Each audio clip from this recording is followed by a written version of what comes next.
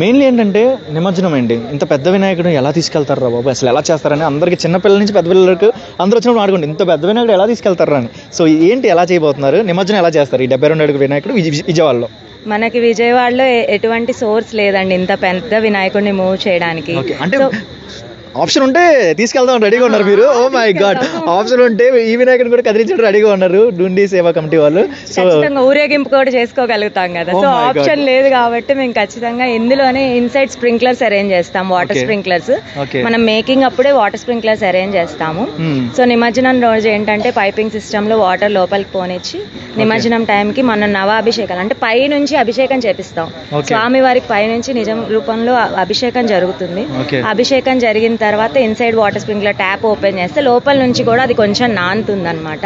బయట నుంచి fire engine support తో స్వామి వారికి నిమజ్జనం జరుగుతుంది. అదే రోజు మనకి ఇది వచ్చేది శనివారం 6th సెప్టెంబర్ 6th శనివారం రోజున సాయంత్రం 6 గంటలకు అలా నిమజ్జనం స్టార్ట్ అవుతుంది. అదే రోజు ఉదయం మనకి ఇంచుమించు 25 లక్షల మందికి అన్నదాన కార్యక్రమం చేస్తున్నాం. 25 లక్షల మందికి అన్నదాన కార్యక్రమం. లాస్ట్ టైం మేము 18 lakhs అలా అనుకున్నాము, కానీ అప్పుడే 22-23 lakhs అయ్యారు. సో ఈసారి 25 లక్షలని ఫిక్స్ అయ్యాము. ఇంకెంతమందికి ఆ భోజనం పెట్టే ప్రాప్తి మాకు లభిస్తుందో మేమే చూడాలి. ఇలాంటి ఫెస్టివల్స్ ఇంకా ముందు సపోర్ట్ చేసుకుంటూ రావాలని కోరుకుంటున్నాం. Thank you so much.